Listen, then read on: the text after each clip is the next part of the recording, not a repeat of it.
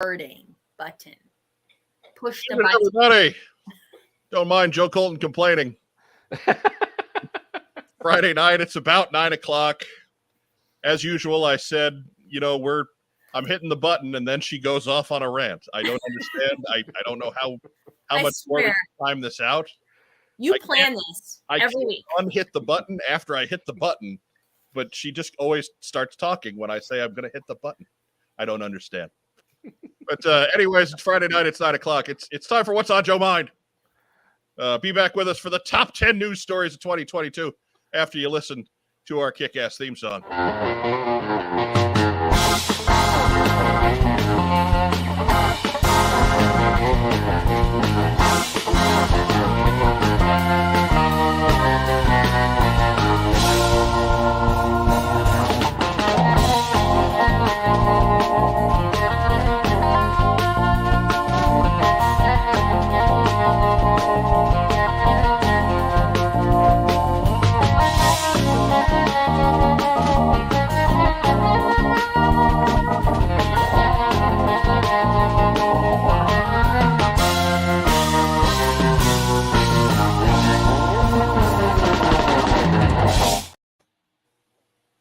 Everybody, as we said a few seconds ago, welcome to What's on Joe Mind. We are a fan cast about the world of G.I. Joe. I'm your host, Mike Irizarry. How is everybody out there in viewer world doing this evening? We're good. We got a full house for the first time again in a few weeks because Joe Colton's got a stupid job. Way to go, Joe Colton, with your employment. I'm sorry. January's going to be really effed up. How dare you, attempt to pay for your own, how dare you provide food and, and we got like clockwork, baby. Every Friday, 9:02, it's time for What's on Joe Mind. 9:02. Yeah. The old 9-ish. It's like the old TBS shows, right? 6:05, 7:05. For the Beastmaster. Oh! Yeah. For the Beastmaster. Stay tuned for Night of the Lepus. That's what TBS stood for. The Beastmaster station. I have a copy of Night of the Lepus. That's right. It's drink up if you got it. It is the last What's on Joe Mind of the year because frankly we're running out of days to squeeze that in. Mm-hmm. But Happy New Year to everyone. Hope everyone enjoyed their Christmas and Hanukkah and Kwanzaa holidays and whatever it is that you celebrated. You bastard.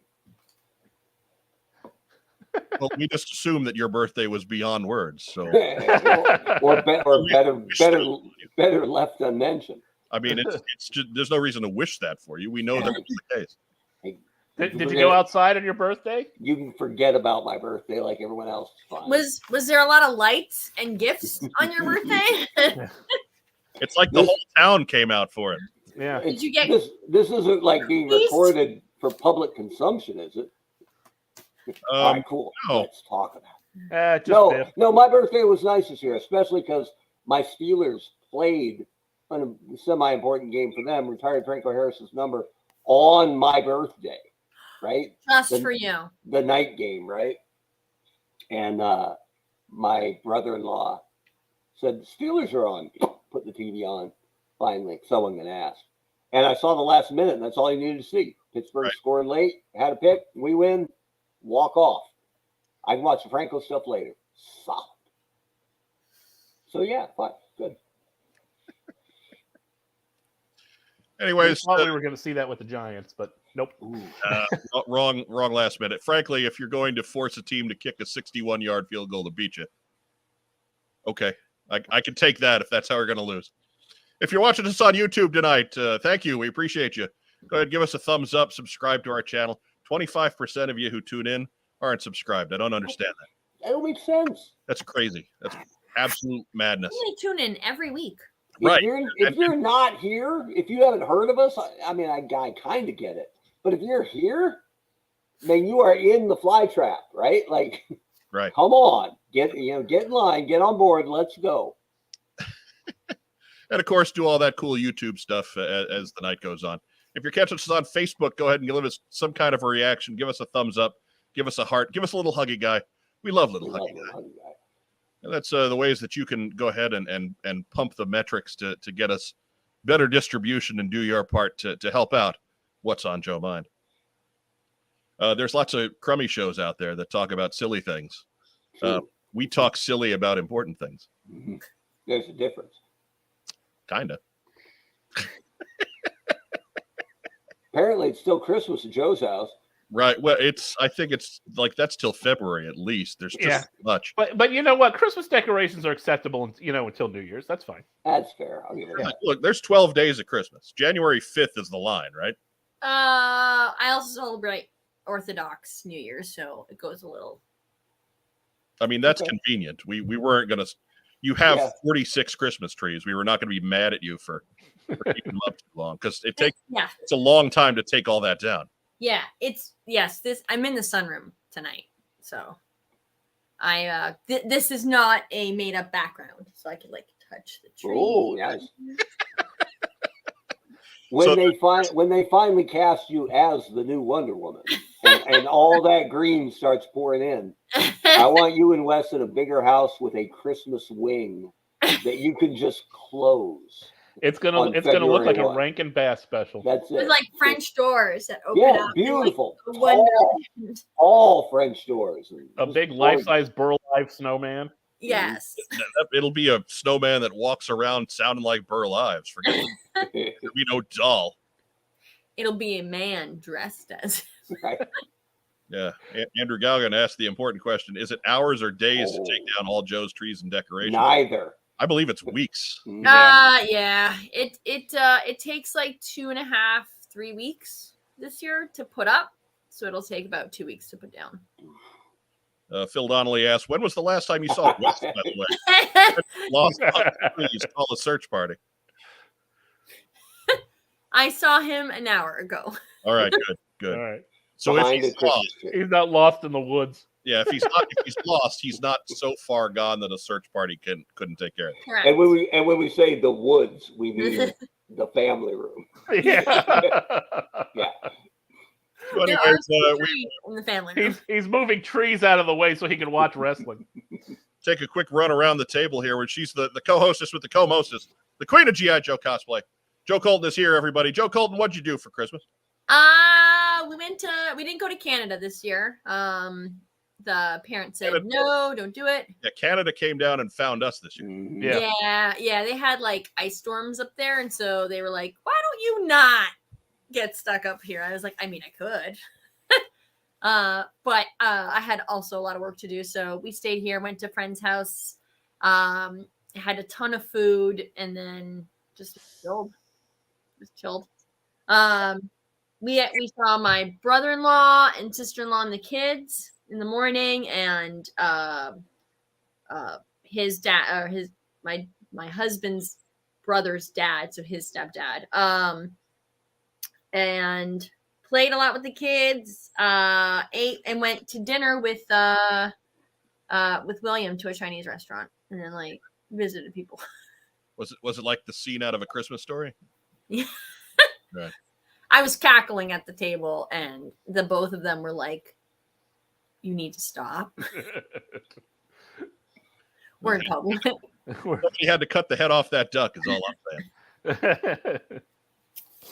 saying. Here in the top row, he is the former head of marketing for the G.I. Joe brand at Hasbro. He celebrated his 78th birthday last year. Wow, you're aging him up this year. This year. Getting closer. Yeah. He's been a cranky old man today. I've been following him on Facebook. He's yelling at every cloud that passes by. It's the Hot Show, Mark Weber. That's me. And we were in Phoenix, where I went to school, and where my wife came from, and where most of her family is. So we always get to go back to Phoenix. Best time of the year to visit Phoenix, man. Let me tell you. Well, I believe that was the one place in the United States above freezing. That's right. Although every time I heard bomb cyclone, it made me giggle. It's one of my favorite terms. I cannot believe no one has made that a finishing move, right? Yeah. Bomb cyclone. It sounds like a bad finisher from an indie wrestler. So, I feel like I need to ask Wes what it would look like, and then I think it's Sami Zayn does that back suplex into a weak little power bomb they call a Blue Thunder. Yeah, And but that him could be- turning the opposite direction of Yeah. the guy. Or do it off the second rope, dude. That's a bomb Yeah. cyclone right there. You have to spin. Off the ropes into a spinning DDT. That's not bad. That's how I would go bomb cyclone. I feel like it's got to be a slam. Anyway, Yeah. we were in Phoenix. We were safe. I did have a nice birthday. Steeler win helped with that, like that. Then we had Christmas. But I didn't, because I started my new job like in August and burnt 5 days of vacation on the high school reunion the next week. Yeah. I didn't have many vacation days left. So we got Friday off. Yeah, I think that was it. Friday and Monday off because the holiday came on the weekend. Right. So I spent my lone vacation day on the Thursday, on the 23rd. So I flew on my last vacation day and then got, I guess, 22nd. Flew and then 23rd, 24th, 25th. Flew home on the 26th. And here I am. So, but because we celebrated out there, we haven't even done our own Christmas yet. So tomorrow is Weber Christmas, tomorrow morning with the tree and the presents. And Do you get a second birthday then? at some point, yeah. There's a couple of birthday presents wrapped up on top of the TV up there. But I think it'd be rude for me to just rip them open whenever I want. Right? So we'll see. I'll be honest though, my birthday was damn near a week ago, so they're getting kind of gamey. I'll be honest. That's what they get for buying you a pound of corned beef. That's yeah. But because like plenty of people, my job's vacation days are use it or lose it. So at the end of the day, at the end of the year, they evaporate. But then I think you get your whole batch on January 1. So you don't have to like earn it for the following year. So it's fine. But it also means anybody who had any left totally used them this week. So I've been playing Marco Polo with myself in the halls of D2G. It has been an absolute ghost town this week. So, those are the best days to be at the office. I mean, I had to go to the office 2 days this week too. And yesterday I was the only person there. And Wednesday I was one of 3 people on the entire first floor. Wow. It was like, you know, like in Cool Hand Luke when he goes to solitary with the ball in the mitt, just off the wall. That's the Great Escape. Oh, I'm sorry. Yes, thank you. Ooh. The Torpedo Mike, who is famously in Hawaii, Yeah. T-shirt weather here, though sometimes we do need a light sheet for those cold winter nights. Funny thing is now it's almost T-shirt weather here. Right. Yes. It is immediately up in the mid-50s here in central Indiana. If not for the fact that we have a thick cloud cover that still makes it look like 5 o'clock at night all day. I think Mother Nature's just nuts. Or pissed Right? off. Well, it would be like relentlessly bad, right? If she was that mad. I think she's literally lost her mind. We've driven her insane. And now she's like, whatever, here's a bomb rainbow. Figure that out. At which point some luchador runs in and gives you a spinning DDT. Right. And he goes, ay, ay, ay, ay, ay, ay. So In the guys, bottom right. Bob Cyclone. He's not just here because of nepotism, folks. Sometimes he gives weather reports. It's Rack Time, Rob. Hello. Rack Time, Rob. What'd you do for Christmas? And this way I can tell what I had to do for Christmas. Yeah. Well, we ventured into the frozen north, to see Dad. The famous North Hinterlands. Yeah. It was icy. It was very slick. But was it stinky? Yes. Did you drive in the ice? Not really.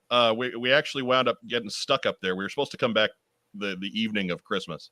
Oh. And it was just not real great at that point. It had warmed up a little bit by the next day. It was still a little slick coming back. Our sister was supposed to fly in to Midway. And she wound up getting rerouted to St. Louis. And then she rented a car and drove that to northern Indiana. Because Southwest was content to leave her stranded there. Well, don't take it personal. Southwest abandoned pretty much everybody. Yeah. Kind of did that to everyone. Now, in fairness to them that day, you weren't getting into Chicago that day. So, okay.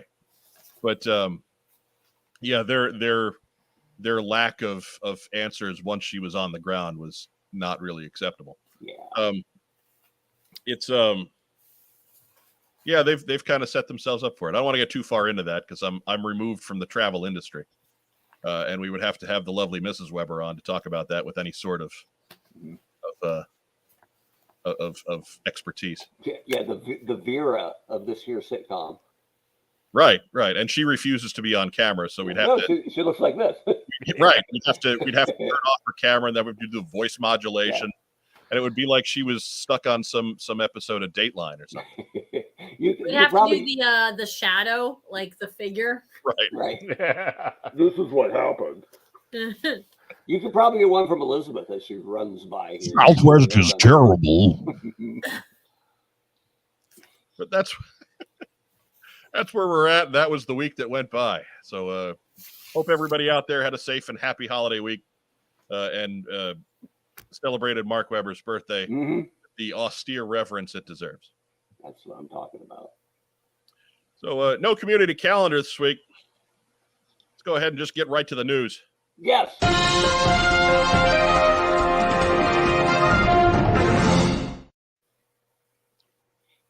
First news item.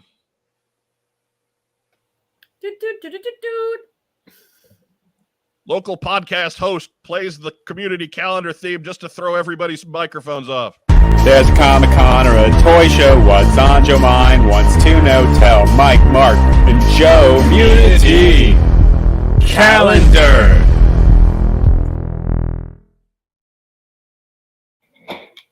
And that's just as a reminder, so we can get the next year's rolling. I already have the calendar for the St. Louis Toyman shows. There's 8 of them next year, so we're gonna hear about them a lot. You're joking, right? No, there's 8. Shut up. No, there's 8. There's normally 7. So Ooh, there's a bonus episode. There's a bonus Toyman. He just keeps banging that drum, doesn't he? Is there new stuff every month? No. there's different dealers every month. It's a different setup every time. Oh. There's different guests every time. It's a whole enterprise. Toyman is to be experienced. Okay. But anyways, if you got a show that you want to plug coming up in the first part of next year, what's on joemind@gmail.com. Or I'll play the theme song again. Mm-hmm. And honestly, I'm going to play the theme anyway because it's got that picture of Joe Colton in there. So it's mandatory. You're just going to have to deal with it.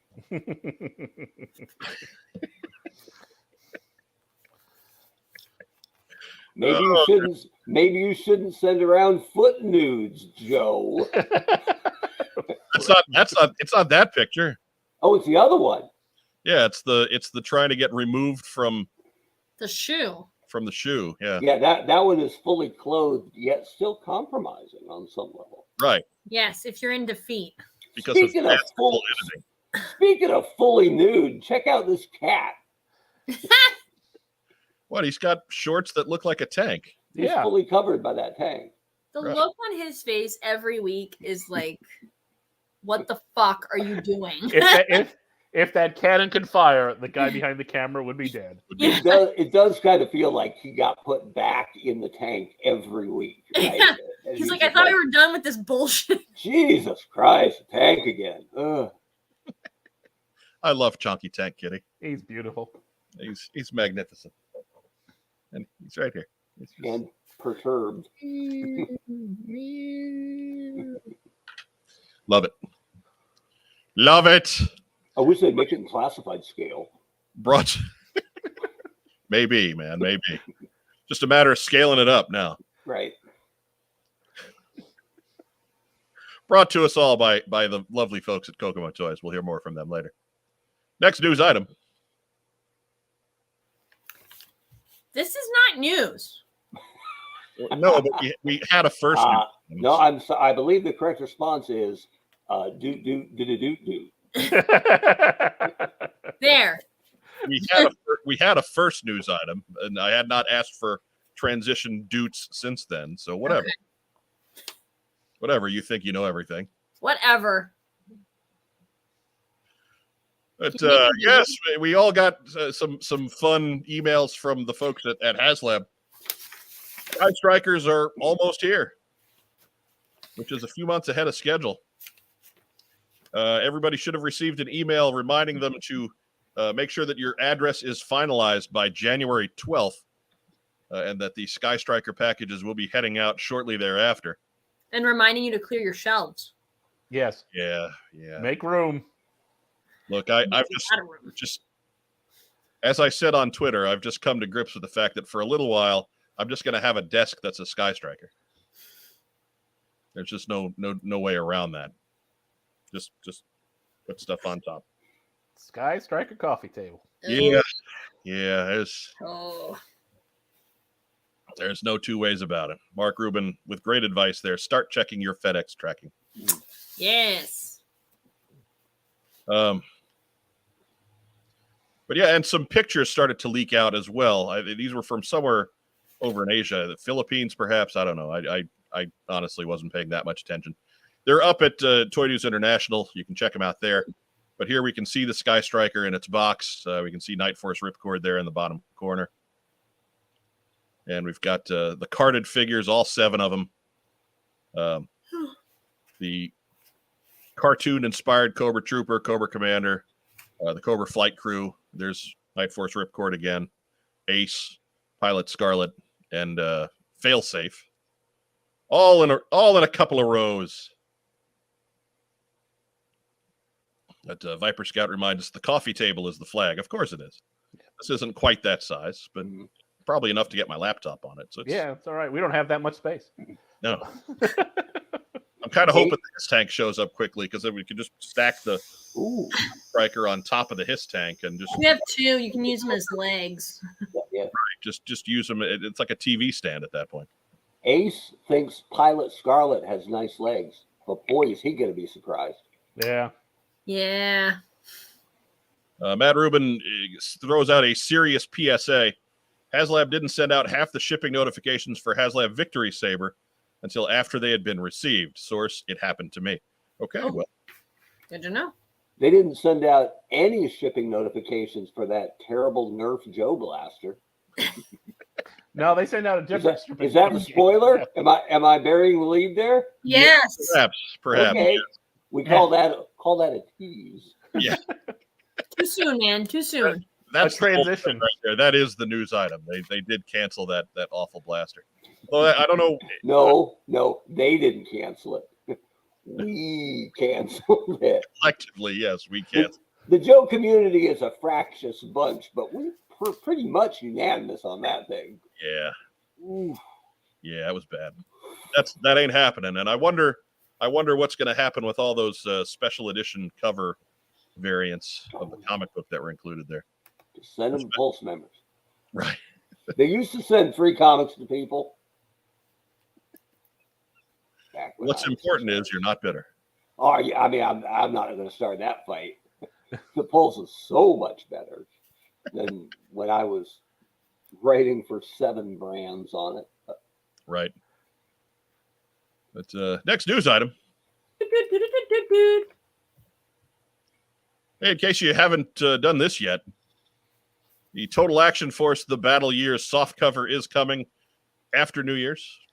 You need to get over to Kickstarter, get yourself set up to be notified of when the project launches. If you missed it in the hardcover, this is your time to swoop in and get that first edition. Just click that green button that you can see there in the bottom left part of the screen there. That'll be how they let you know. Sign in at Kickstarter, head over to this page, click the green button. They'll take care of the rest. Next news item. All right. Hey, this is the second to last day to get in on the Skeletron pre-order. If you were part of the Kickstarter campaign that ran this summer, good on you. You're paid for it. Don't worry about it. If you want to add some more, you got until the end of the day tomorrow. If you've never heard of it before now, you've still got time to get in on this great campaign. Choose from all the offerings that they've got. Head to roboskull.backerkit.com and hit the folks up at Skeletron. Again, it closes end of day 11:59:59 tomorrow. Some might say it's the penultimate day. but some of us are nerds, Phil Donnelly. Depend what? An ultimate. Nerds. So again, roboskill.backerkit.com. Next news item. Do, do, do, do, do, do, do. That's it. That was my thing. Oh, I yeah. like it. I was just hung up in that it didn't react to when I clicked it, so I was trying to. But that's it for news proper. Oh, But Phil Donnelly. Here's a good question. Viper Scout asks, "Are we doing fake news? HasLab Dragonfly? Anyone?" No, Yes. we're really not going to talk about that because enough oxygen has been wasted. That's in our next segment, the unabashedly bad rumors. Right. we should have an episode of horrible rumors I guess. I mean, because it'd be funny, like what actually became and why it didn't become anything and why. well, it's just we went and checked this out. We saw this as it was breaking. Was it Wednesday? Mm-hmm. And just I saw it on Wednesday. just nonsense, top to bottom. It was bad. That's why we didn't get involved with it because we didn't think there was anything there. I liked it. I mean, Ooh, I said. we all This could be liked fun. We all liked it, but that doesn't mean that it was a viable piece of Yeah. news. It smelled like fish from the word go. So. Yeah, there was nothing substantial in that rumor to even dangle a thread out of. So we just didn't worry about it. If we wound up getting burned on that, fine. So Lord knows there are 100 other places you can go and get bad news. We prefer to send you accurate news. If it's not verified, we don't report it. Do we need to officially cancel it? A terrible rumor? Does that make us more viable? As a I don't- source of I don't- info? Verify. I don't really care about dumb stuff like that. I'll be honest. Do I wish it was true? Sure, it would be great, but it would be expensive. It would be gigantic. I wouldn't have space for it. But And- you- The only thing that made me think maybe is the idea that it could be pretty hollow, and that the tail could be a separate piece, so it could ship in something that wouldn't actually be 3 feet long, right? When it first popped, I thought, you know what, it might be a little more feasible than you think, just from a construction standpoint. I get you on that. It's just that it just seemed to be against everything that they've told us about these projects to this point. And then you're checking out the sources out on TFW 2005, and he didn't have anything constructive to say. He was just throwing this out there to see what would stick and feel like a big man. There was nothing behind it. There was no schematics, no images, no just generic shots of a Viper helicopter, which is what the Dragonfly was based on, but there's some pretty significant differences. So yeah, just didn't smell that being news. And we figured that our folks out there, you were catching enough of that day. We didn't need to add to the noise of something we didn't think was actually happening. So Torpedo Mike throws out, imagine how droopy the rotors would end up being after a few years. That too. Yeah, that's a good point. That too. I mean, you think it's bad on the smaller size stuff. Just make it weigh 3 times as much and expect that to last for more than 6 months. I mean, if they did it, they'd have to do some kind of wire in the center of it, right? Like You'd think. Yeah. Or just some kind of mechanism to at least hold it up. I remember, separate from my other Joes, I had put the Tomahawk up in the attic in Ben because it was so big, it's hard to store, right? With all those rotors sticking everywhere. So it was the piece of my Joe collection I hadn't seen in the longest time. And then I remember going up there, it'd probably been like 6 years since I'd seen it last. And I went up and I'm like, oh my God! It looked like clawed hands, right? And they didn't like all dirt badly. Like some of them went up. So they were just mangled claws in the attic. And I'm like, and this was before eBay, right? So I was like, there ain't no fixing that. Goodbye, Tomahawk. Yeah. No, it was the one on mine. They're all down, and what I was doing for a while when I was living in St. Louis, I actually hung it from the ceiling upside down just to try and counterweight that for a while. And it's probably still, like, it's in storage at a friend's house, still hung up like that. So I wonder if they've ever taken it down. I would like to have seen the hanging upside down, the drunk lift ticket. What do you mean I can't do this? Sitting You can't barrel roll a helicopter lift ticket. Sitting in the bottom part of that bubble thing, rolling around with all the sick from You know what? Natty Light. As often as, and I know he's a fixed wing pilot too, but as often as they had Wild Bill flying an actual jet, Right, or C-130, I bet that's what happened if you put Ace in the helicopter, right? He'd be like, hell yeah, now you got a real pilot in here. Woo! Toy bounty hunter with the humble brag. Knock on wood. 36 years later, my rotor blade is still straight. Oh, Yeah. just jinx yourself, man. What are you doing? Don't say anything. Something's falling on them tonight.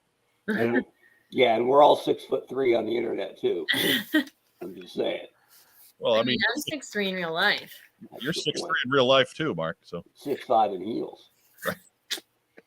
You only wear 2-inch heels? Well, when you're 6'3". No, I am legit just shy of 6'2", and my friggin' son Derek is 6'1.5". He'll get me by summer. Like, it's all like, and on our Christmas card, which you all, I believe, have copies of, he swears he didn't, but I got a lot of feedback on when did Derek get taller than you. He friggin' high-toed me when they snapped the photo. Oh, So did got- he? I take didn't a look. notice him taller. I have to go back and look. He has. He's on that definitely Christmas taller card. on that card. Yeah, Yeah, I know. which was shot last June. So Oh, yeah, he We totally. totally figured did there then. there was camera tricks going on, like he was a foot closer than you were, or something Maybe. like that. So Maybe. He's playing with force perspective. Or you were in lower ground, Yeah, and then he was like, "Oh, I found Dad'll stay here, and I will be like Yeah. right next to him." or he was on point. So either way, I still have him, but not for long. well, Cheated. I don't mind that he's going to get me, right? but you got to earn it, right? Not yet, not yet, Padawan. right, and you can still Gotta dunk. earn it. I love it. Bam. Throw that, Next, arm wrestling. right? He's about to beat me in chess for the first time. Oh, which will be a really good thing, because if you want to get into the psychosis of Mark Webber, my dad used to beat the tar out of me in chess, and then the one game where I really had him, he got called away for something else, and for a week I was like, Dad, when are we going to finish that game? Dad, when are we going to finish that game? And then a week later, out of nowhere, the board had just been reset. oh, Not like knocked over, just like reset, and he never played me again. So now that I'm on the couch, Derek, when he beats me, it'll be a good big moment for both of us. Are you gonna reset the board? No, I'm just gonna do the earthquake thing, right? That's straight out of the Seventh Seal, right? Where the knight's playing death on the beach, and he's losing, and all of a sudden the knight's like, "Hey, look, Elvis!" Wow, there goes the beach. Hey, look, Elvis. Just got to do the old-fashioned table flip. Right? It's a Prowl thing. I'm a Prowl fan.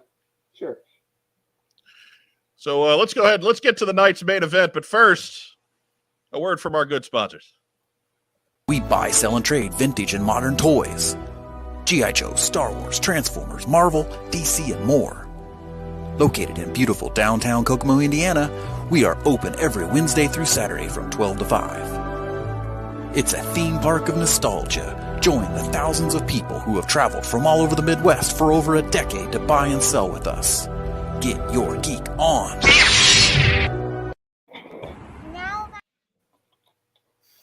You cut off the little girl? How you gonna do that? What is wrong with you? I didn't mean to. It double-clicked on me. Now back to what's on your mind? Relax, would you? Son of a bitch.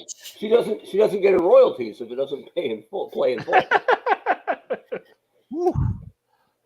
Man, Joe Colton, man. just mean. She's earned her time, sir. Probably fair. That girl's in college now, by the way. Yeah, yes. Yeah. Torpedo Mike sent that to us a year and a half ago. She's got kids of her own at this point. 6'3". University of 6'5" Hawaii, Rainbow Warrior. 6'5" in heels. She's adorable. Mm.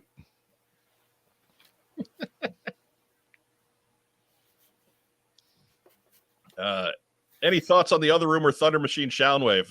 It comes from a better source, but we don't know too much about it, so I left it off for now. I figure we'll know more very soon, and that way we can go a little bit more in depth with it in the coming weeks. Yeah, there's no pictures to show you. There's no confirmation on that either, really. But I feel better about that being a possibility. But we didn't have a whole lot to bring you, so we didn't worry about it too much. We had enough to cover this week. That's true. Soundwave's one of those guys that you can turn into anything, right? Pretty much, because he used to be a cassette player, and that's never going to fly again. He used to be a Walkman. Yeah, so we turned him into a. Somebody online said that thematically he should have been a surveillance port. That's not a bad idea. There's not much to the surveillance. Right. What's the fun in that, right? Yeah.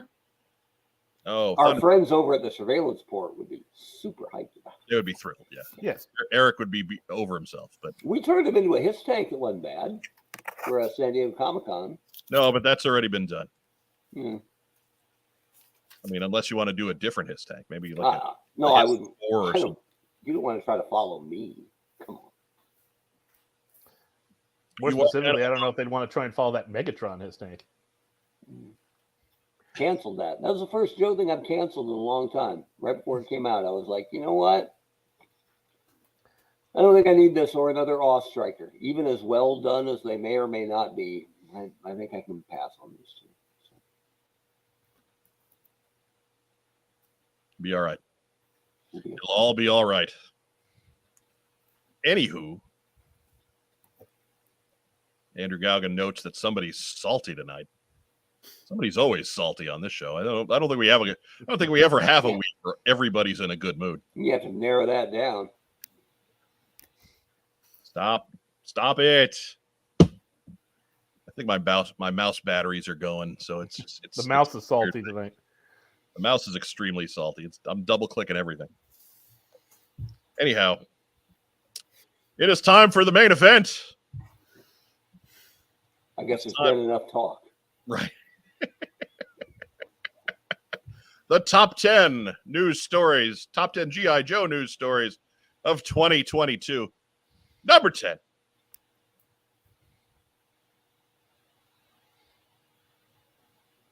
Hasbro puts Entertainment One on the selling block. We covered this in better depth not too long ago in What's on Joe Mind 240. Hasbro purchased Entertainment One back in 2019 for $4 billion cash. Yeah. Billion. Cash. Not trading other properties or other equities just out of the couch, shaking the change, opening up the wallet, cash. And they are now trying to divest themselves of the film and television divisions. Mark Weber, you're our senior Entertainment One correspondent. Yeah. What are your feelings here? What do you have to say about this one? When you buy a new car and drive it off the lot and it's immediately worth 10% less? Yeah. Yeah, that's depreciation. I don't have any insight here really, but I think it's probably well tied into the change at the very top. And I would never, make a gag or make light of someone passing, but Brian Goldner was very, very entertainment focused at Hasbro. And so following his passing, the interim CEO and then Chris Cox taking over from Wizards of the Coast. And to me, when I first heard of it, it felt like, it is a bit of a seismic shift.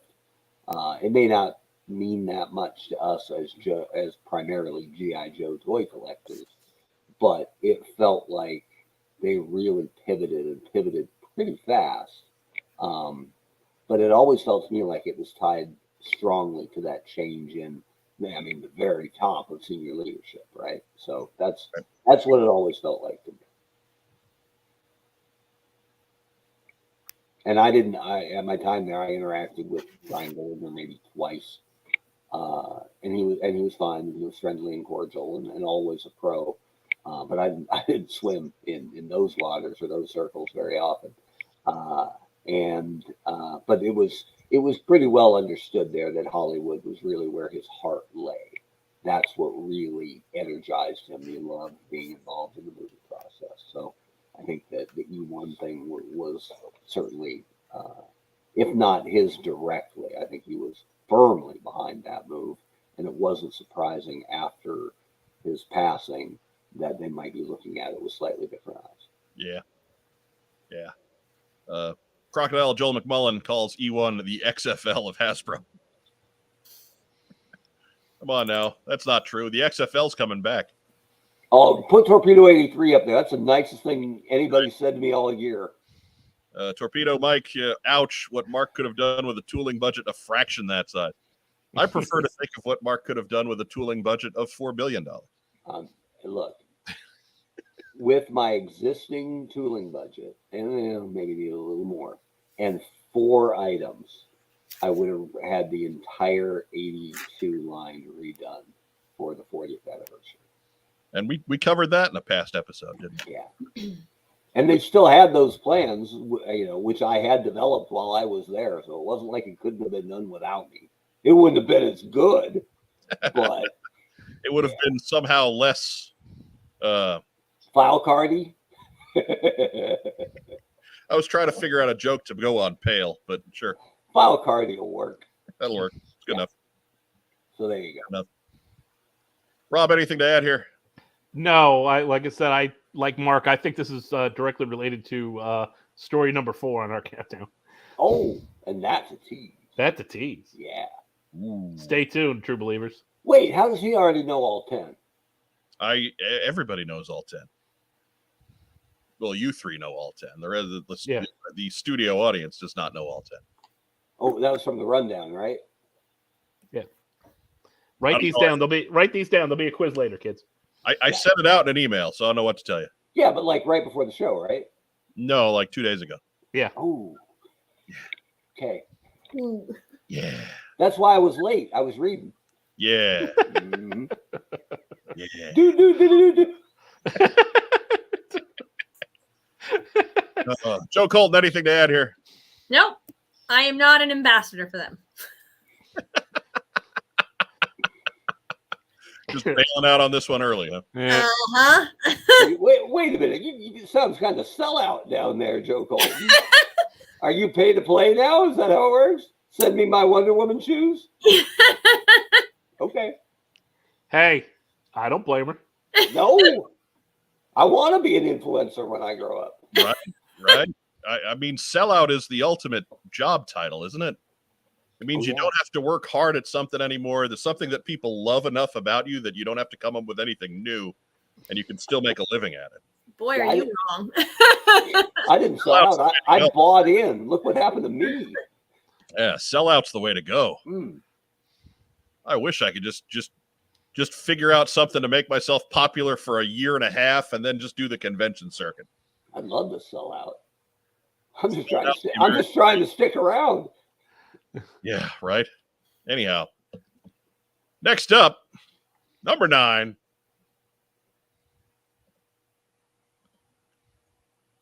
The G.I. Joe third-party licensing frenzy. And this is not so much a story, but certainly a Frenzy. Collection of stories. Yeah, a prevalent arc throughout 2022. As after years of just not seeing anybody getting to do anything with the G.I. Joe license, some of those years even Hasbro, there is just a flood of third-party G.I. Joe merchandise available out there, from die-cast toys from Jada, from the Ultimates and reaction lines from Super 7. You get to see the role-playing game there from Renegade Game Studios. We've got Patty and Brian's book, which is officially licensed, there in the fourth corner. And it doesn't stop there. There's any number of other bits out there sporting the G.I. Joe logo that we all know and love so well. Mark Weber, this was high on your list when we were putting this together. Talk about it. Yeah, well, it was one of the things I mentioned actually after I had left the brand, but when I was discussing the brand with another toy company, I said they are oddly protective of a brand that they aren't even activating. And it always seemed like that with Joe. Like even when they weren't doing anything with it, they were really, really hesitant to license any of it out beyond like clothing, right? Clothing and backpacks and shoes, and that's been pretty prevalent over the last 20 years or so. But when the brand has gone dormant, they haven't really let other people play with it, and it's just money, right? And they always have right of refusal or on anything somebody else is going to make, right? If they're doing tap dance snake eyes, they're probably not going to sign off on that. So it always struck me as odd, but I beyond what Sideshow did, right? Because nobody had done what Sideshow was doing at that point. I was completely flabbergasted that they would license out action figures of G.I. Joe to anybody else. That stuns me. And so the fact that, there's we got Hiya Toys, we got Super 7, and they're of a similar scale. Like when they were doing Hot Toys and a Sideshow, those were 12-inch figures at a time when Hasbro was not doing 12-inch figures. So I kind of I could see that a little bit if you squint a little bit. Okay, I get that. We don't want to do this anymore, but these people do, so let's let them do it. But they're doing Super 7 Ultimates in a scale that is comparable to Classified. They're doing Reaction in a line that's comparable to 3 3/4. Hiya Toys is 3 3/4 ish. Mm-hmm. So yeah, it's very much an about face. And the 12-inch Joes, like the last time Hasbro put out 12-inch Joes, they were really good, and they didn't sell. And I remember Daryl being flat out honest, almost brutal honest with some of the 12-inch collectors, because all Joe fans, thought you felt Daryl was kind of the messiah and the protector of the brand for a long time, but especially the 12-inch guys, right? Because they know Daryl is a 12-inch Joe guy at heart. Right. And I was right there a couple times when people went, when is Hasbro going to get behind 12-inch G.I. Joe again? And Daryl tell them flat out, we put out not too expensive, high quality 12-inch G.I. Joes, and you people didn't buy them. Yeah. So I firmly believe, he believed for sure, and I still believe that Hasbro decided that's it. 12-inch Joe is nothing we need to play with anymore. Yeah. If somebody else wants to dive in. There was a real solid line of 50th anniversary 12-inch Joes that just sat. Yeah. For a long time, not just like a few weeks. Yeah, and it didn't even have a crappy bad movie to not promote it. So can't really blame it on that. No. Oh, so, Mark Weber, you were on a roll tonight. Just telling you. I got it all saved up. I only have so much shade to throw, but it doesn't roll over. I got to get it gone by midnight tomorrow. So I get all new shades starting 1/1. That's right. That's right. Joe Colton, what would you say your favorite piece of third-party merchandise from 2022 was? I like the Super 7. It was like they do other things that I like, so I didn't mind them. I just like to buy the non-third party, and unless I absolutely have to. At least with Joe's. With other things, like I'm okay, but like you're a Hasbro purist, huh? Yeah. Unless they're not making like one of the figures, or like Sideshow is making a figure, like that's a totally different ball game then. Like. I didn't dive in much to Super 7, but I like that they're doing stuff that Hasbro isn't, or that Hasbro never has. Yeah. And when they did a female red-headed Cobra Trooper, I'm like, so I don't care that it's only got 5 points of articulation. She can drive a hiss. Yeah. She just can't shift. Right. She can't buckle her seatbelt, but she can drive it. She's totally unsafe. Mhm. She can land planes at some point. Pretty much. Rack time, Rob. What are your thoughts here? Hey, I have a Snake Eyes and Storm Shadow Migo. I mean, so. So you're Can saying, you squish their heads like kids in the hall? No, they're not as squishy. Oh, boo, boo. That used to be half the fun, amigos. I know, yeah. Find them. But now these heads won't turn a sickly gray. So it's all right. Oh, there's that. Yeah. What's the fun in that? They don't look dead. They're not pale. they're not going to be zombie Snake Eyes and Storm Shadow and Genuine. Come on. I want to give a special shout out to the folks that came on and especially our pals, Patty and Brian, and their Action Force books, and Ryan Costello, who was one of the co-authors on the G.I. Joe role-playing game. I'll give them the nod for my favorites on the third-party stuff, because they'll come and blab with us about it. absolutely. The official folks won't come blab with us, but third-party folks, they talk to us. We like them. Mhm. Next up, at the number 8 spot, holy granola, Hasbro's G.I. Joe team gives more information on upcoming figures. And we got What's on Joe Mind 200 in there, because that was the first time after they reestablished rules for Fan First Fridays and similar events as far as revealing the identities of upcoming figures. And these are most we're expecting next year. It's not everybody, because there were too many of them to fit in one screen comfortably, and I'm not working that hard for one graphic on a stinking list. Screw off on that. But there's everybody. You can. I'm glad I got Tripwire in his Bomb Squad outfit. They're not making Bomb Squad Tripwire. All for it. Fun school Tripwire. You give me they're not making Tan Grunt. You give me that as an exclusive, and I'm in. Yeah. For 2 of them. Hey, Joe, what do you think of this graphic with low light and no Recondo? Garbage. Beautiful, huh? Low light and no Recondo, and you made fun of it. So you've done it. No.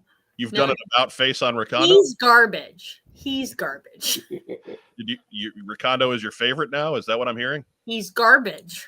I'm just saying. Hey, wait, didn't they make Firefly before? No, not really. No. Yeah. No. There's somebody out there with his name on it, but it's not quite right. A Halloween costume on a figure. Yeah. Diaper Viper. I don't think, and again, for the record, I don't think that's a bad figure. It's just not really Firefly. It's Diaper Viper. Right. It's EOD Firefly, which doesn't make a whole lot of sense.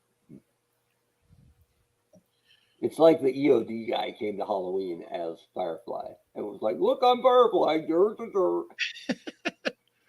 He makes an occasional appearance on our Instagram page as Bomb Squatty.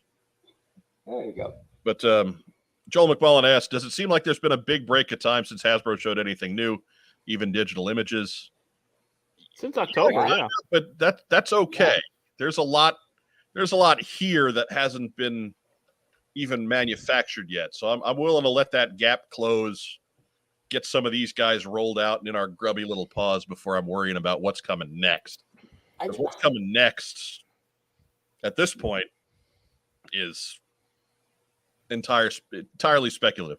There's such a better way, though, to have a cadence of releasing images of every one of these guys has box art, right? Every one of these guys, and that comes in as line art, right? Before it gets colored in, and you could have new stuff daily if you really wanted to run a brand right. And I know, because if you were on the McFarland Sports Picks board, I had a daily update for you with some kind of thing that was news every day, even if it was a bit of a stretch. It's like the Halloween house with shoot, I'm blanking on his name, David S. Pumpkins, right? Hey man, it's 100 floors of scares. They're not all going to be winners, but I'll get you something every day. It's not that hard. Just got to work, got to plan ahead. They had a regular rotation before somebody, messed up their, spoiled their whole year and stuff. I suppose. Yeah. That is a problem. We But even back when we were writing for the Pulse originally, right? I got told that I couldn't do as much Joe stuff as I wanted to because it made the other brands look bad. And I'm like, cool. Could we maybe ask them to step up their game? And they're like, nah, instead, let's have you write their news stories for them since you have so much time. Cool. Love it. I don't know if daily is necessary, but daily. But weekly, they could probably come up with something. Even monthly. I mean, really, it's. And it is to be clear, this is not a Joe thing. No, this is a Hasbro thing. Yeah, there's gaps in everybody's run at some point. Like you know what? That's not even fair. It's kind of just a toy thing, right? But you could run a brand. It's not that hard to run a brand and have it be engaging with the fan base. It really is. Anyways, I like that this is on here because I feel like this is something we personally screwed up for them. When you pump out a 12-minute video detailing everything that's coming in the first half of a year, and all of it comes out, 100% correct. I appreciate that in response to that, they decided to open up more as opposed to throwing more walls in the way. Like they took our jerk ass selves out of the game here by telling us what was coming in advance, right? They look like heroes, and it's a great move. We're all for it. We don't need to break news all the time to have a good time with this stuff. Breaking news is hard. Breaking news makes us do work. Crap. Boo. Do it. But it's work. So I feel like the fact that we destroyed an entire half a years of the schedule made them turn around and respond this way. But hey, take this. What's on Joe Mind? We took it. We're happy with it. Thank you. What does it sound like, Mike, when you have the biggest news break of the last 20 years? I don't know about 20 years. That's maybe overstepping it a bit. You think? Yeah. More news ever broken at one time? Yeah. Ever? Yeah. You think? We're talking about entire relaunches were bigger news. I suppose. It was a good score for a crummy 2-bit slime show. Make no mistake. I don't want to downplay it in regards to what we do. Lord knows us and our part-time 4-person newsroom. But it was a good break for us. And again, this is, I don't want to dwell on it too much because it's going back into 2021. But it sounds a bit like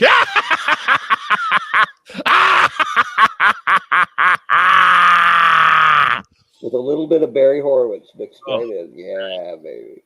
There you go. But this being said, now it's easy to like this graphic because they're all vintage photos, but it's a pretty good lineup coming. Yeah, right? It's not bad. A little bit of everything for everybody in there. And I like that they're making a new Firefly, like they did with Gung Ho, right? I like there are some brands that are arrogant enough to go, no, it's exactly what we wanted. You people are wrong. Fans didn't like it. You got a chance for another, kick at that can. So Range Viper's kind of weird though. Yeah, but you know what? People dig him. Joel McMullen makes a good point. When a brand has no real media and the toys are the only thing to get excited about, it seems like Hasbro needs to keep the information flowing to keep fans interested. And yeah, that is a good point. I think the obvious answer to that is create more media. That's it. The counter is, or support the brand and build new fans. Just at some point, do we want Lenny and Emily to be helping produce these figures, or do we want them to be on YouTube? And frankly, I think we've got a nice balance, but I don't think we need to take more of their time and put them on YouTube. Right? Yes. YouTube's for us amateurs. That's right. If you don't like it, turn off your station. Joe Colton, your thoughts? I like that they opened up because I think the live stream when they did it was like everybody cheering basically instead of like writing or saying like where's this and where's that and when are we getting this, and so it was a good turn. Rack time, Rob. I basically just said, hey, look what we did. I am taking the higher ground and not applauding you. We've applauded you all year. Yes. My favorite part of every live stream, not every, but when it happens, is when someone types in "Where's Mark?" Like my heart, pitter patter. Love it. So if you're out there and you want to make my day, Right. Where's Mark? Mark's on What's on Joe Mind. That's where Mark. Because it's so past tense now. Everybody there, other than Lenny, is like, "Who the hell is Mark?" Needs to be the answer. No. Mark's on What's on Joe Mind. C'est moi. You need to say that. You need It's to get in the habit of saying that. Yeah. That needs to be the reply. Because Lord knows when we put out material, there aren't nearly enough people watching a former head of the brand talk about the brand. an accent on Look, capital. you still got to see more of the land of Oz than the rest. Oh yeah, in the end, and I think I've gotten closer to it. Hard to believe. Recently, if you'd have told me going in how it was going to go, I would have said I'd take that to work on Transformers and Joe, my two favorite brands as a kid. Yeah, absolutely. Yep. I wish I could have done more with Joe, but I think I did real well with. I think I cooked a pretty good dinner with limited groceries. But Transformers, I don't know the numbers, but I don't think they're hitting that. I don't think they've hit that bar since. So, no, I think that's a safe guess. God bless you. Let's move ahead to number 7.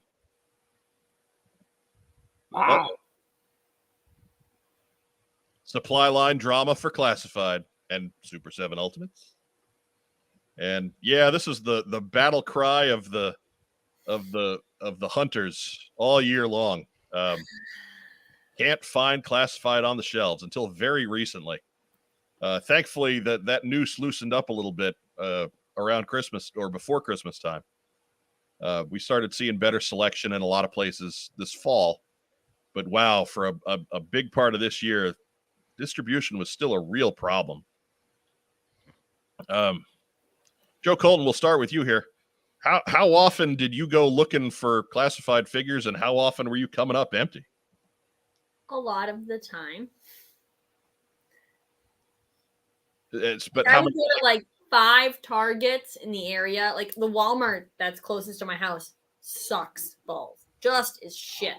Complete shit.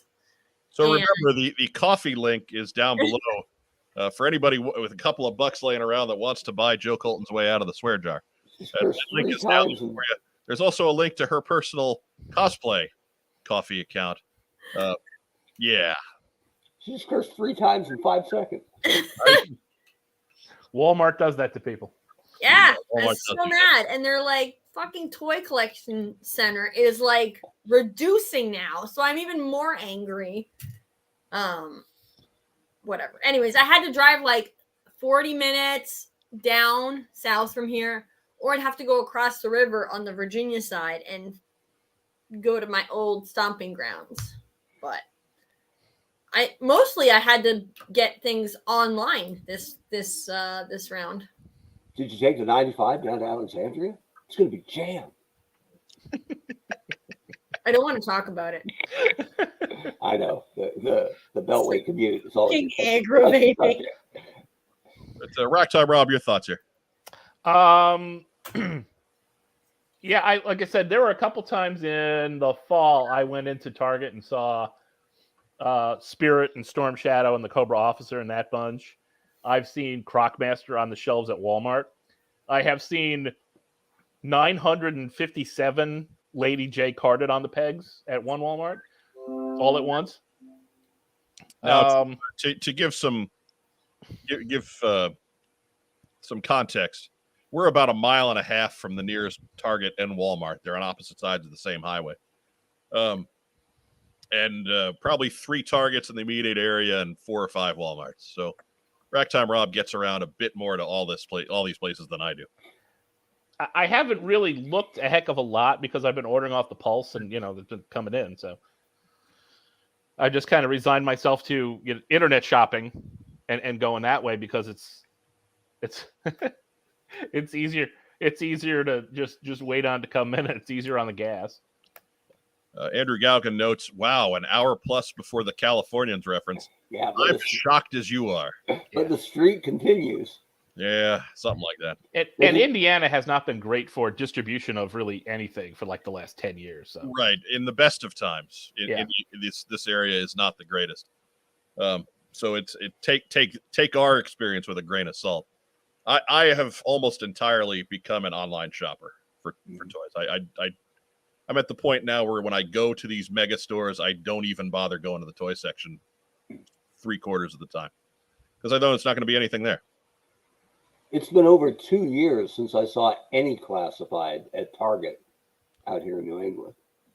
But you have to go into the building and check. Oh, yeah, because I don't shop at Target, bastards. Since you have boycotted Target, yes. Yeah. That's right. I mean, I was able to get Mark's Outback at a store, but, I didn't see it. I noticed that, they were – I did the online reserve and picked it up, but that means it was there, so – I took this photo for the reference here because I figured there was a really good chance that it's got at least one of those containers full of classified figures. And the boat that sank behind it had all the Super 7. All the Super 7. Ultimates. All the Super 7 Ultimates. Man. Mark Weber, talk to us about supply issues. I mean, I was thinking about Super 7. I ordered that bat. I ordered 3 bats originally from Big Bad Toy Store, I think. Because Hasbro hadn't announced one yet, right? And then Hasbro announced one. And originally, I thought, cool, they're making a bat before Hasbro. No, they're not. Not at all. I never had to deal with anything like what sprang up from the pandemic and post. We had a container at McFarland of 12-inch. It was Jerome Bettis figures that suffered water damage. Like the whole container wasn't airtight. And so, but all ages. But I never dealt with supply chain issues like the current brand or the brand managers of the last 3 years have. Yeah. So I don't have any specific insight. It normally, it takes a long time. They really call it the slow boat from China, but you expect that, you plan for it, and you move around it. But I'm not going to play back. I'm not trying to say back in my day. I'm actually trying to minimize my own experience here. But brand managers, the active brand managers of the last couple of years have had to, and it's not just toy. They've had to deal with a lot of stuff that I never really had to. Think about what the Charmin people went through. Right? Don't squeeze it. Oh, they're squeezing it all right. Oh, yeah, squeezing as much as they can into their crawl space. Anyways, so hopefully this is a news item that continues to get smaller and smaller as it sails off into the distance in our rearview mirror. Well, think about all the stuff we got in the last couple months. That was all stuff that they weren't expecting until May, March, right. of this coming year, and we have it now. So right. I think things are a lot better, at least from the Hasbro standpoint. Yeah, as frustrating. Super 7's a whole other issue.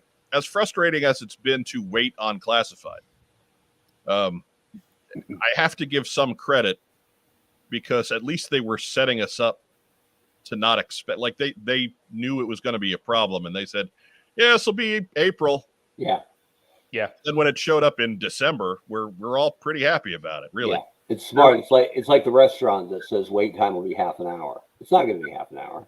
Yeah, it's going to be 15 minutes, 20 minutes tops. There were some crazy ass people out there that were upset that all this stuff was hitting at once. And, my feeling there is, hey, maybe don't pre-order more stuff than you've got worth in your account. Kind of, yeah. I guess that's how it works. Right. Like we're all adults here. Yeah. Learn how to budget your money. But, So It yeah, did kind of hit all at once. whole lot of I mean, patience that is for a people little bit much. I don't have a whole lot of patience for people that are like, well, they needed to space that. No, they didn't need to space out anything. Yeah. Yeah. You And I like Andrew Gogan's point here though. Over in the comments. Is that the one? Yeah. Because that's true that you would never know, right? And I would point that out a lot of times on the McFarlane boards way back when people would go, all I have are Latrell Sprewell figures on my pegs. They're everywhere. And I'm like, cool. Explain to me the depth of your research. Because Latrell Sprewell with 2x4 and wild look in his eye shows that it's selling really well by my numbers. So it's funny that Malice at the Palace variant. yes, we just had part 2, Malice at the Palace or Unease at the Little Seas, but I just made that up on the fly. Having Really seen the clip, it's a lot more like that. So yeah. Was that guy faking? The guy who got hit? It didn't look like he got hit that hard. He just falls like he falls like Junkyard Dog getting hit with a chair. You know what I'm talking about? He's down.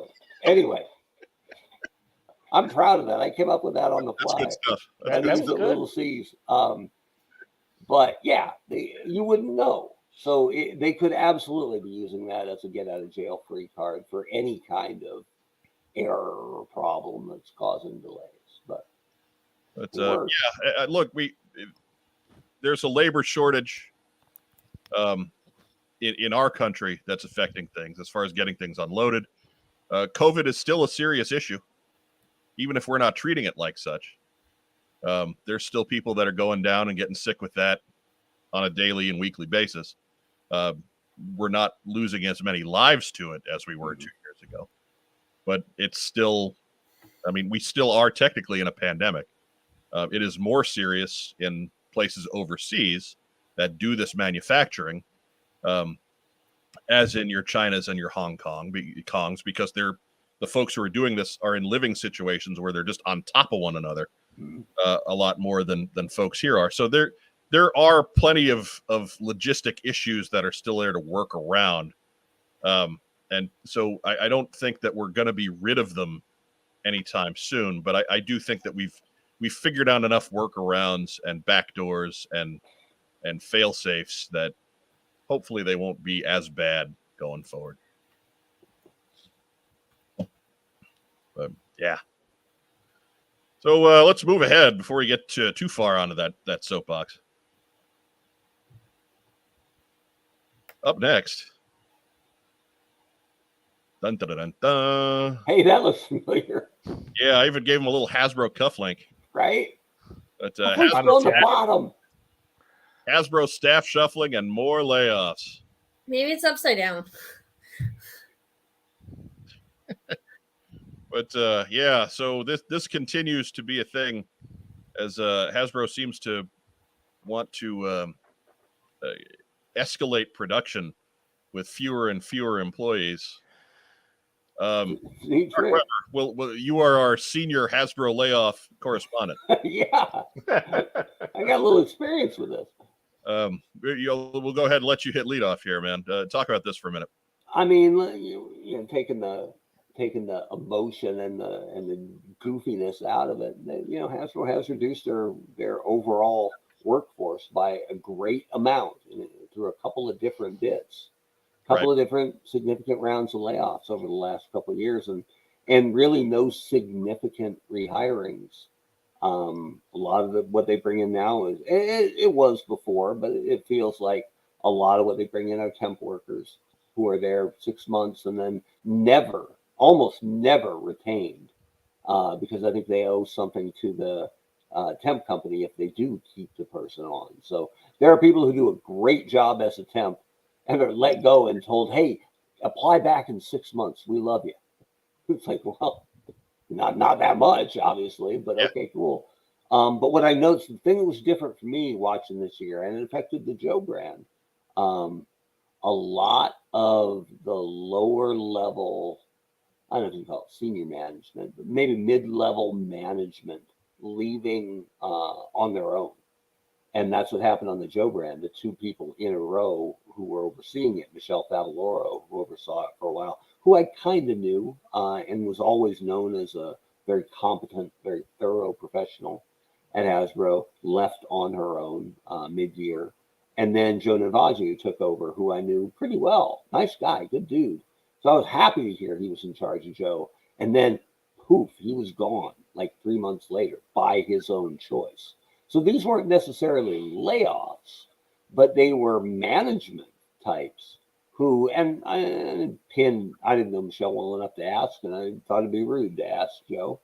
But they either saw the writing on the wall and got out while they had good opportunities elsewhere, or they just got tired of the workload, continuing to pile up. There's still just as much work to be done, just less people to do it. And, after 3 rounds, it doesn't seem like a course correction so much as kind of the new company policy. So, well, we talked about it a little bit last week or 2 weeks ago when we talked about Lenny's promotion. Mm-hmm. Like it doesn't sound so much like a promotion so much as they're giving him a title to encompass all the extra stuff that they've already been asking him to do.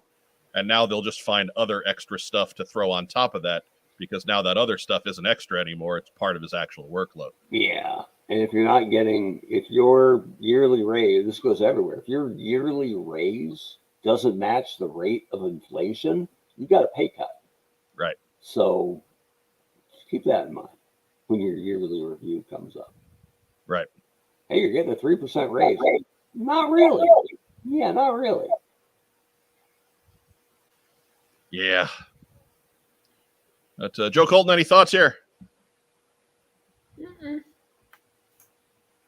Nope. Unless they're... Oh, go ahead, Joe. They've let go of some very good people.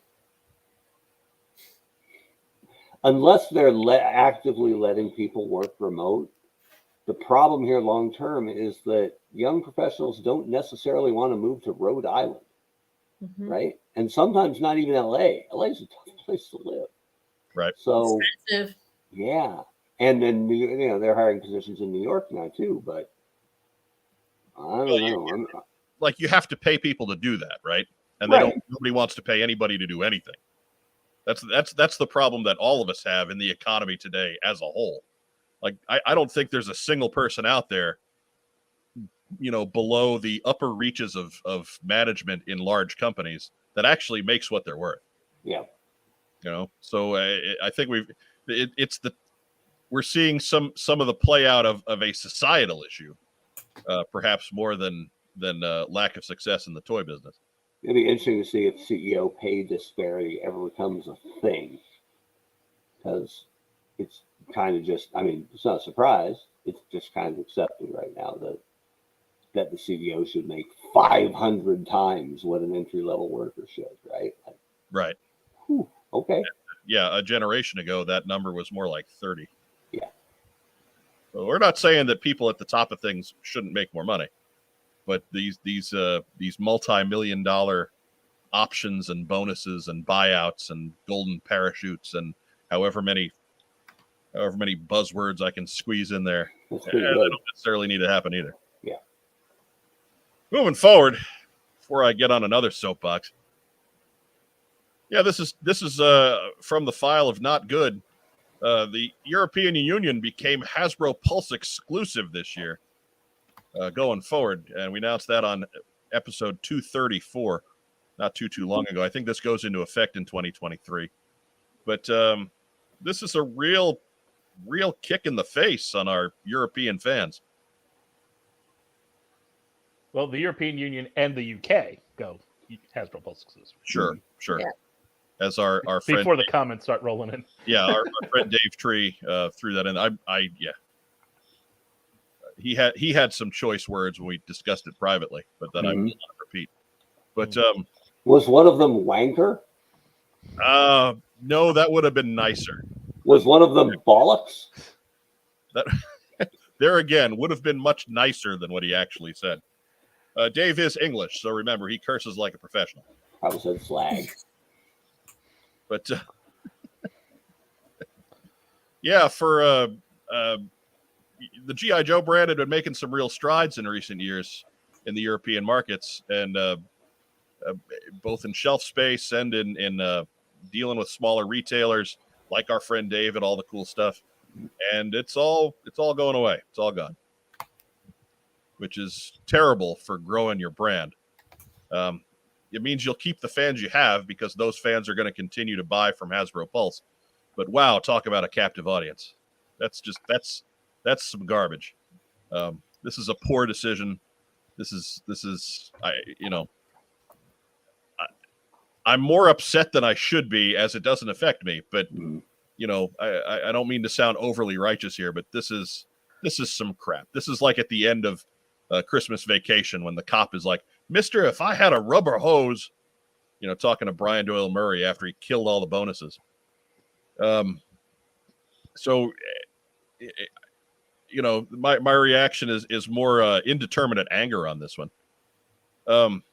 And again, this isn't directed at anybody who we know or see on camera. These are people far, far up the ladder that make these decisions. It's just a bad decision and an unfortunate one for our fans on the other side of the ocean. I think this would have been a bigger story if there was anywhere to go with it, but nobody at Hasbro is going to comment on the why here, and that's the big question. Why? Why would you do this? This can't possibly be good for your own business. I think, as with many of Hasbro's decisions, related to our last story, it's short-term earnings at the expense of long-term gain. Or a 25-year-old made a decision. I don't think a 25-year-old made this decision. Nah. He was advised. Scoop that litter. Yeah, it's a stock price move. Oh, our profits are up, so the stock price is going to look better.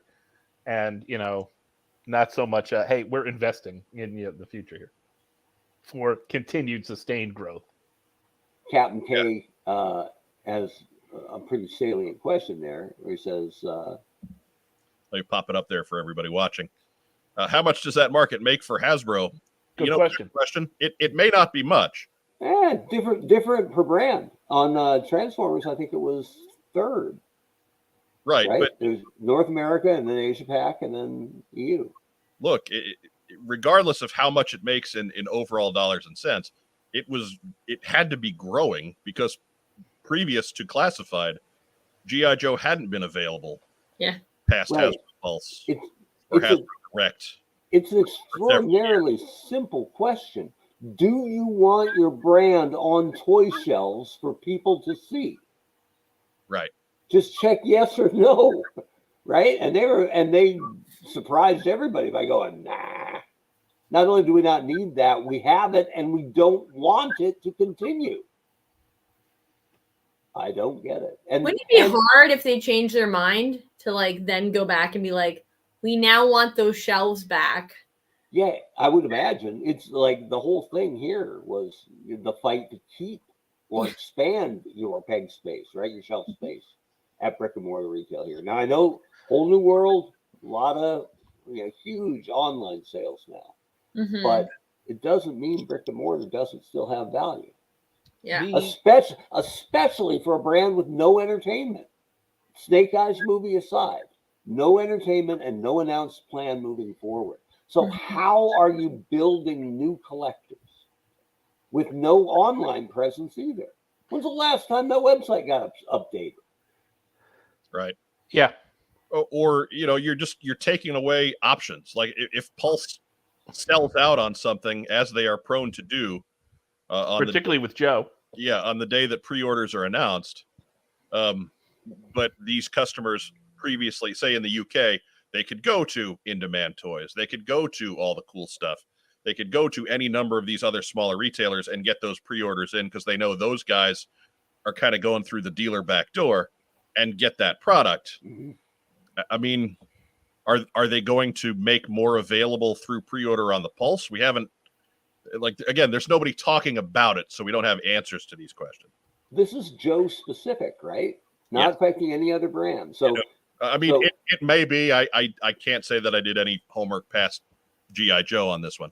I haven't heard about it for any other brand. So the I believe it was Joe specific. same Hasbro rep is going to call Dave Tree and go, how many Star Wars Black do you want for next year, right? Right. And not pretend like he didn't just hurt Dave's, not he, but Hasbro didn't, I don't want to say torpedo, but damage Dave's business on some level, right? By taking Joe away from him for no discernible reason other than to hurt themselves. I don't get it. And they don't tell us everything, and they shouldn't, and they won't, and I get that.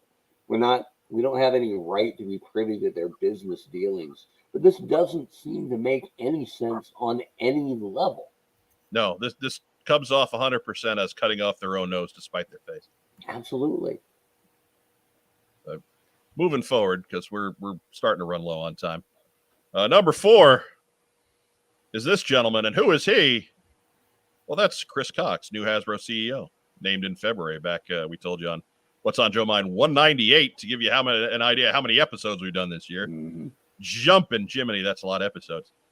I'm used to showing up every 3 months and doing a 4-hour audio podcast. Anyways. But after the passing of Brian Goldner at the end of 2021, Chris Cox was named CEO early in 2022. He had been the head of Wizards of the Coast, which was just seeing leaps and bounds type growth. And I mean, again, you hope to see it. I can't say I have any love for big corporation Hasbro. I have big love for Hasbro as the people that make my favorite toys. Mm-hmm. So purely selfish reasons there, but we'll see how it goes. We just came off of a news bit where we're slamming the new policy that clearly this guy had to at least rubber stamp to put into place. Well, and here's the funny thing. Hasbro at the beginning of the year went through some drama with some investors who wanted basically them to split off Wizards of the Coast. Yeah. And, because it would basically create a surge in the stock price, they could have sold high and, gotten out, made a boatload of money. He said, no, we're not doing that. That just hurts our growth. This has got a lot of long-term growth potential for the health of this company. No. So again, good. But then again, too, I think, Wizards of the Coast is a bigger chunk than G.I. Joe is right now. Oh, yeah. Coast is a bigger chunk than anything else they have going right now. Yeah. Pretty much any other company Hasbro ever acquired or assumed they brought to Rhode Island, right? They brought what talent they wanted or was willing to come. And Wizards of the Coast, they just left alone because they would do, 10% growth year on year every year. So it's just a cash machine that was getting more efficient every year. And they were just like, strong man, you keep doing your thing, man. Yeah. So it didn't shock me when the new boss was the guy who was running Wizards of the Coast, because they've been fantastic for ages. Yeah. But he may have been protecting his old home, and he might not care about Joe. Yeah. And I think, plans are made well in advance, so I assume this was under his watch. My Magic the Gathering friends who I had dinner with down in Phoenix are just screaming about death of the brand. So too much stuff, making too much, pricing us out. How are you going to get new fans? Why are you reissuing stuff you said you'd never reissue? And I'm like, oh. Sounds familiar. Yeah, I think I've heard that before. Not about Magic the Gathering, though. More on that later. Right. So moving forward to number 3. And I'll get the cheap plug for our special edition number 80, which none of you have watched. I listened to it. So go back and I was on it. Go back and check out special edition 80 with our friend Joe Slepsky of Joe on Joe. But it is G.I. Joe finishing its IDW run, as we announced back in What's on Joe Mind 200, and again covered the last issue in special edition 80. This would probably have been higher on the list, even the number 3, but we know it's going somewhere, so it's not the end of the story. The biggest surprise out of this is that no one has still stepped up and said, "We got it." Yep. Yeah, well, I get that though. If they're ending it in November, you're gonna let IDW take its curtain call in December and then worry about it after New Year. Yeah, but you know what? Marvel just lost the Conan license, and Titan, who got it, was like, "We got it." Right. Yeah, but it's a big deal for Marvel to lose a license. Well, it's possible too that IDW's contract, the way it was written, was through the end of 2022. Yeah. So it like might be a legal Hasbro, from what we understand, Hasbro was the one that did put the brakes on at issue 300. Said, "Hey, you're going to wrap this up in November," but that doesn't change the language of the contract if it was through 2022. Yeah. which is all speculation, but Right. seems legit. Right. So again, no knowledge of that contract. I don't want to paint it like I'm some insider with that stuff. Don't know, but that's kind of what it seems like. So I imagine, today is the 30th of December. I imagine somewhere in the next 3 or 4 weeks, we're going to have an official word on what's going on with G.I. Joe. I agree, totally. Oh, I just found Recondo on that cover. You'll notice that with all of the extra stuff I put on this thumbnail, none of it is covering Beachhead. Right. That was really the ultimate guide to where I placed things. No, I found Recondo and he's flipping Joe the bird. Don't know why. Yeah. Yes. Every time she looks away. Yep. Beer. Garbage. And then when she looks up, he puts his finger down. Garbage. Notice Flash down there in the bottom right too. He is also unfettered. Are we sure that's Beachhead? Because that crotch looks intact. Yes, it is in fact him. You didn't get all dressed up for nothing. That's right. He's going to wear the good pants. Oh, I found Sci-Fi. He's standing in front of Flash. Oh. No, he's not. Actually, he isn't. Snake Eyes is right in front of Flash. Mm-hmm. Anyways, go watch Special Edition 80, you jerks. Yeah, do it. Show up and we do 2.5 extra hours of stuff for you, and this is how you repay us by not watching. Yeah. Okay. Number 2. Anybody have any pressing thoughts? Rack time, Rob? No. No. I think I got them all out. I'm going to make people watch the episode. There you go. I liked IDW's run by and large. I pretty much liked all the runs, but sometimes fresh hands is a good thing. Yeah, I mean, can't complain. It's still going to be Hama's book, so yeah. Number 2, and this figured up a lot higher on the list than I was expecting it to, but I listened to my staffers. Startup companies light up Kickstarter with O-ring and military figures. Seriously, pick an episode. Yeah. This is pretty much how we spent our 2020. You just is plugging the damn Kickstarter. So this year was a lot of Kickstarters. It sure was. It was. We've already talked about Skeletron and the Robo Skull Mark II. We had Troy McKee on several times to talk about Call Sign Longbow. Our co-host and good friend Carson was on to launch Operation Recall. We had Bill Murphy from Fresh Monkey Fiction talking about Eagle Force a couple times. Holy cow. I mean, just so many third-party toys doing G.I. Joe compatible or adjacent product. It was crazy. Like this summer was tough on the wallet. Mm-hmm. And the summers are not normally tough on the wallet. Mm-hmm. But wow. Mark Weber, what are you looking forward to the most? I mean, no offense to the Skeletron folks, right? Whose Kickstarter set a record by funding the day before it went live. I think so. Hard to do. I believe it finished at $4.7 billion. And now I don't want Carson to squeeze so loud that his dachshunds get scared. But legitimately, Operation Recall for me is the best thing, my favorite thing, Joe related, since the original 3 3/4 line stopped. Wow. I think it's that good. The concept of it, right? The work of it, the the love put into it, and the idea that I think almost everybody who would have gone to this amount of work to get it done would have kind of hoarded the character creation for their own group. And I think I would have. I think I would have said, I have all these great luminaries and juggernauts from the history of the Joe brand. We're going to make a new line. I think it would have been impossible to resist that temptation. And the fact that Carson did and opened it up to the fans, because are my brilliant ideas going to be better than everyone's brilliant ideas? No, never.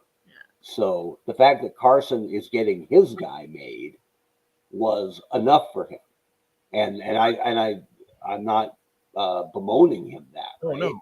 no. Hey, look, you're allowed to have a little bit of the spoils. Yeah, right? absolutely. Yeah. But that's all he needed was his guy, and then the rest he opened up for all of us to at least have a shot, right? To throw our hat in that ring and let the icons of the GI Joe brand turn new characters to life. And that's what this brand has largely been missing, not just recently, but really over the last 20 years, right? When was the last time we saw actual new characters? I mean, groups? No. Well, Stiletto, Tombstone, Yeah. Sightline. I only got like 4 figures a year. You got a lot. All right. Pretending on, based on how much I got to put out, but yeah, looking back at Dr. Link Talbot, right? And I was expecting him to flip out a little bit more when I said that, but sure. They can't all be winners, but that's all right. You didn't like when the new Joes came out back in 83, 84, 85. You didn't like all of them. I thought Quick Kick looked ridiculous when I first saw him on the back of a card. That's okay. You're allowed to not like a couple of the new ones, because you're getting 12, 14 new characters every year. Right. Not liking 2 or 3 is a fair trade for loving 6 or 7. Right. And not every kid got to collect every figure, right? So it was okay to have favorites and guys you didn't like. And Transformers is the same way. Brands they own that were built on yearly innovation that they've totally lost the concept on. So I realize I'm going long here, but I love everything about this project. I think Carson has hit a double grand slam here. I'm that fond of it, and I have funded it like I love it. So there's a lot of these guys coming to the Weber household. He's gone Fernando Tatis, huh? Two grand slams in one inning. That's what I'm talking about, man. Right. Like and not that, and I've got Skeletron stuff coming too. I got Skeledrones around here somewhere. I got some Eagle Force coming. I got a whole bunch of Call Sign Longbow coming. Yes. But I am in it to win it on Operation Recall. I think it's perfect. Rack time, Rob. Yes. Where are you going to put all this stuff? I don't know. Joe Colton. Where are you going to put all this stuff? No idea. No. But I do agree with Mark that Operation Recall is an amazing project, and that I was impressed that Carson didn't, like you said, keep it. Like, I have all these ideas. He opened it up, which was really cool because he got to collaborate and then bring the community in, right? And so then it opened it up, and so. But I love both of these projects so much, and I'm very proud of both of these guys for doing this. I believe my submission was printed out and then lit ablaze. No. That's just right out of here. Thanks, but no thanks, Mike. Yeah. Take off, eh? Anyways. So that's I love all of them, except the ninja with the robot leg. It's too Billy. I can't. It's too Billy. But it's not Billy. No, but it's no, because he's actually getting a figure. Could be Billy. He's got a mask on. It ain't Billy. Yes. Smells like Billy. Oh, Joe bailed. Okay. Whoa. Connection issues. What's that smell? Oh, it's Billy. Joe Colton, what happened there? No. I pressed the screen and then the screen expanded and then you were all gone and I heard nothing. And I was like, where did my guys go? Well, you're back just in time to get us to number one.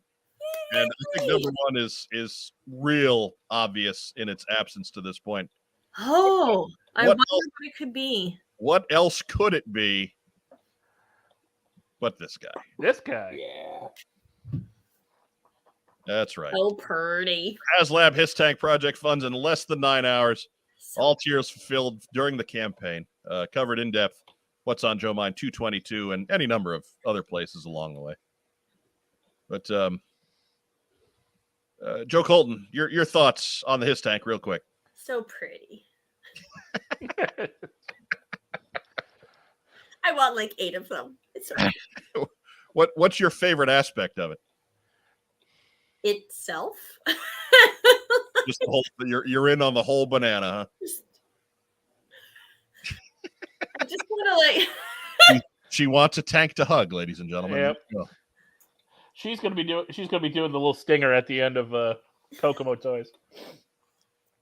But Andrew Galgan with a legitimate question. Chonky Tank Kitty Oh. isn't number one, and no. honorable mention, he was number 11. He's number one in our hearts. He's number one, absolutely number one in our No, hearts. not in my heart. My heart is His Tank. Wow. Fuck that kitty. Yeah, and somewhere 400 red ninjas hanging on a tree are like, what the Torpedo Mike, Mom?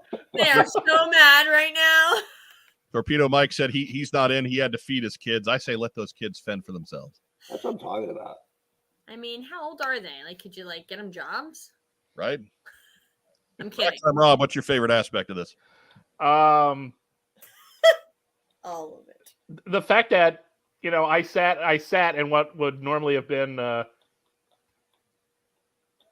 the course of a day at work, this thing was ready to roll. I mean, it was like, yeah. Did you even make it out of work? Well, I happened to be off that day. I think it happened during spring break. Oh. So basically, every time I'd like click back and see, I wonder how the thing's doing. Oh my God. Yeah. I guess that tactician's going to happen. Mark Weber. Yeah. What's your favorite aspect of the His Tank?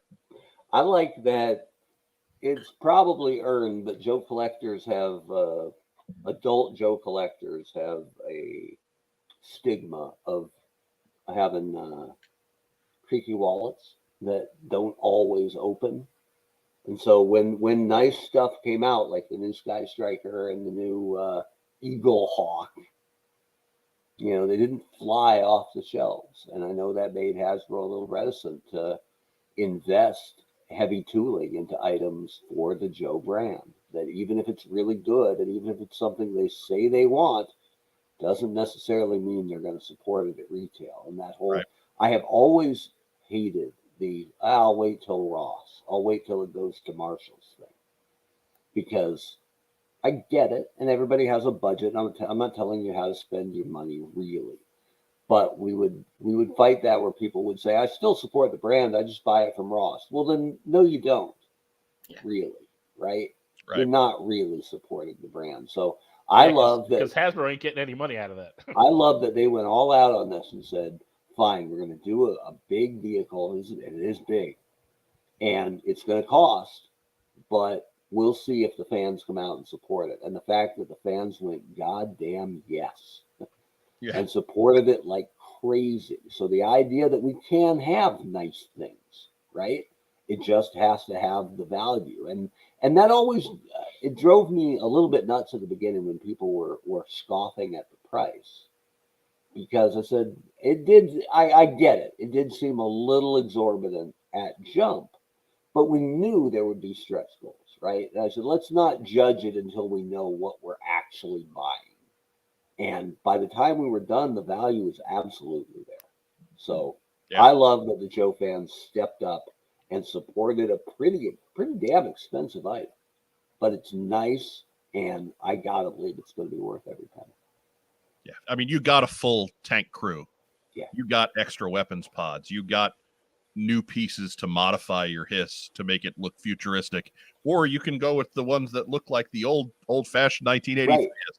You just have all kinds of stuff included. You got a classic Cobra Commander. I mean, my favorite aspect of this is that we'll have a thumbnail of Joe Colton hugging a hiss tank. Right. But Careful with that. They're quite pointy in places. right. Yeah. You need to watch out. You need to be careful.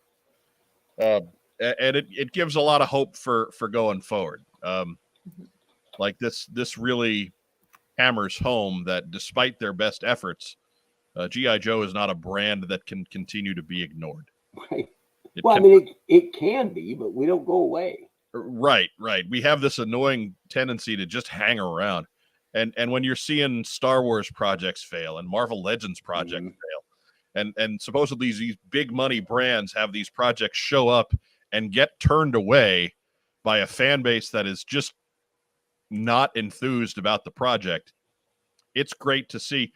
And this goes to the Sky Striker too, which was, I mean, let's not poop on the Sky Striker. We didn't get all of the stretch goals there, but we got 2 out of the 3. Mhm. And it's a pretty magnificent piece in and of its own right.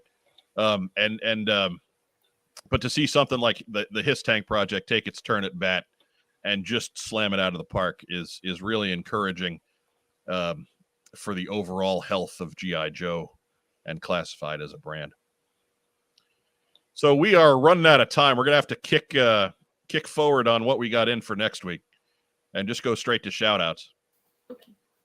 But Rock Time Rob, now that we have covered the top 10 news stories in G.I. Joe for 2022, why don't you go ahead and give us a shout out?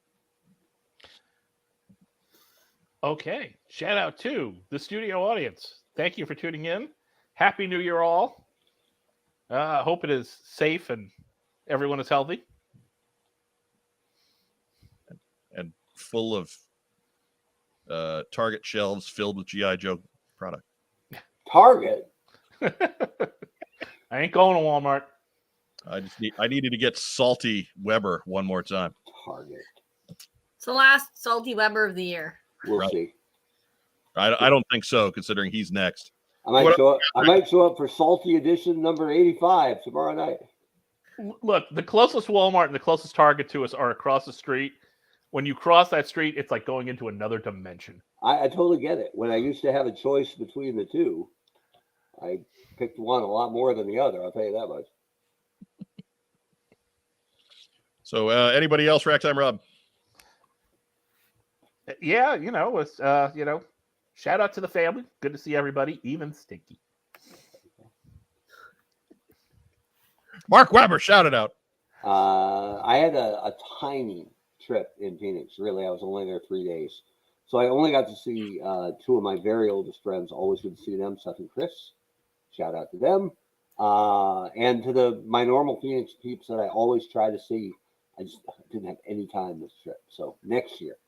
So to my Phoenix group. Likely story. Yeah, right. And to someone else is going to do it, but I went second. I'm going to steal it. To Diana Davis, who is recovering.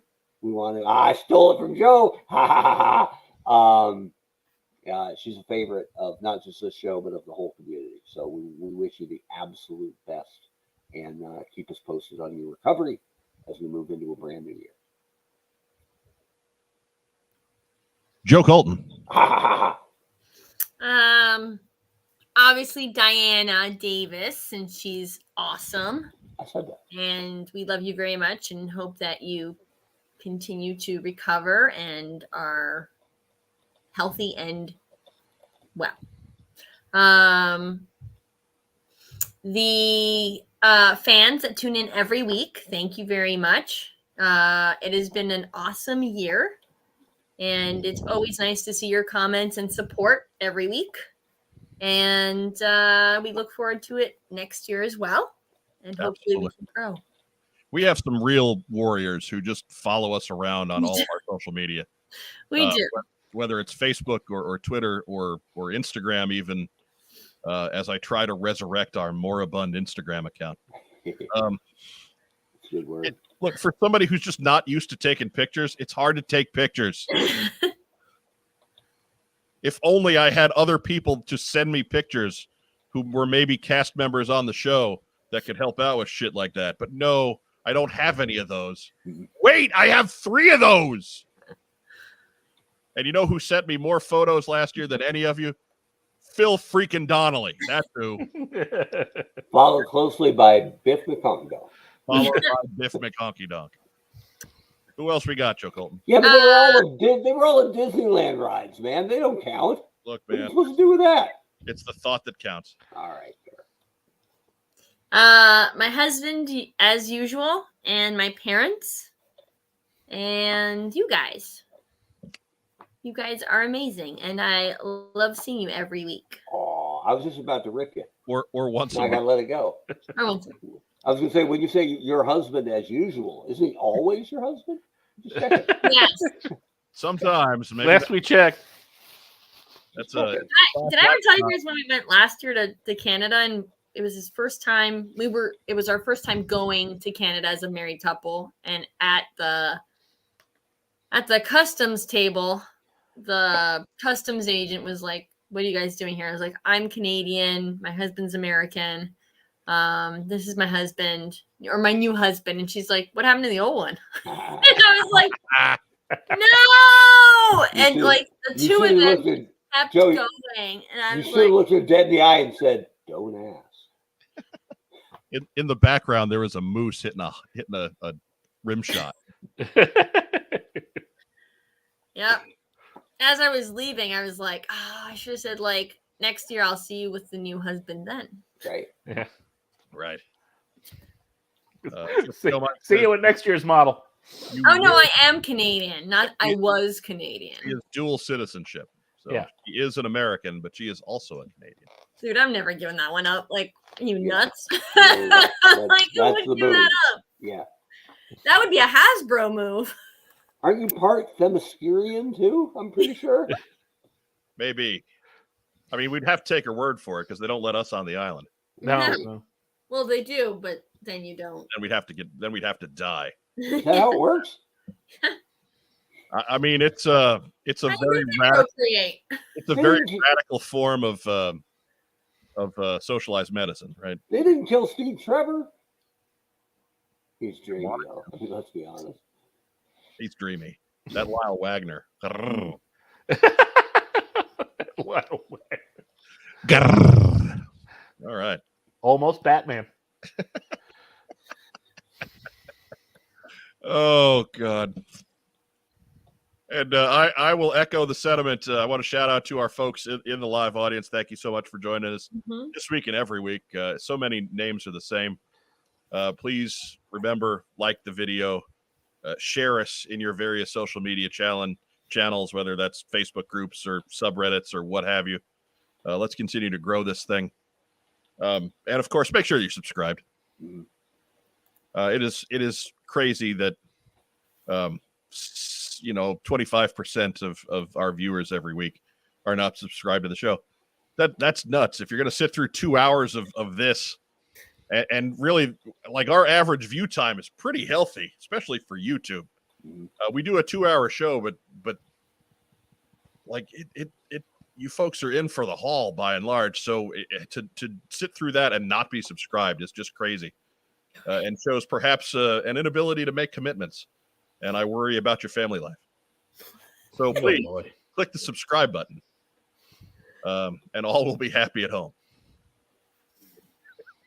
Anyway, if you are following us on YouTube tonight, again, hit the like and subscribe. If you follow us on Facebook, give us a thumbs up, give us a heart, give us a little huggy guy. We do love little huggy guy. Yeah. Leave comments in the big boy comments down below, regardless of where you're seeing us. That helps us get its way through the system as well. There's Sarge McNugget. We also love little nugget guy. C-Nug! Knows. Does Wes like his C-Nug? Yes. Yes. All right. I opened the package and he's like, "That's yours. This is mine." And I was like, what is it? He's like, it's Xenog! I'm like, No. okay. It's a cosplay Xenog. You have to support this. Screaming Xenog in our house. If you Such a I dick. held it up the other night at dinner. Dinner table's over there. And my wife is just like, if you're catching us on the recording, we appreciate you too. Thank you so much for doing that and taking time. If you're catching us on the audio only edition on Podbean or wherever you get your podcasts, thank you too. That's another 300 or so listens that we get every week for every episode, and you guys are very much still a part of the family. That's why we still keep putting out the audio version of this thing. But that's it. That's all we got for you this week. Next week is the one that everybody loves to ask us about. It is the top 10 G.I. Joe toys of 2022 to ring in the new year. This is The definitive top 10. definitive. definitive. Yeah. This is going back anything from Alley Viper and Bat on forward through Tiger Force Outback and the Python Patrol guys. So anything within that window is fair game if it's got an officially licensed G.I. Joe product. Yeah. So there's that to look forward to. And what else was I going to say? Oh yeah, for that one, it's not just going to be the decision of the four of us. We've brought in some guest panelists on that one. They won't be on the show, but I'll let you know who all went into deciding the top 10 list. It is a cavalcade of stars, meaning the people who guest host the most. Hey, membership has its privileges. Right. It does. That help us make the decision. So yes, be here next week for the top 10 G.I. Joe toys of 2022. Happy New Year, everybody. Hope you enjoyed your holidays. Have a great rest of the week. Enjoy. What are you doing, Mark? What Christmas Ninja. I'm making Joe Colton ridiculous jealous because it's the only thing missing from her trees is the red Christmas Ninja. That thing's an ornament. Oh my God. For my co-host, Racktime Rob, for Mark Weber, the How do honcho. you get rid of him off the screen, please? Me or him? I'm Mike Irizarry. Thanks so much for tuning in to What's on Joe Mind. We'll be back next Friday at 9. Have a great weekend. Yo, Joe.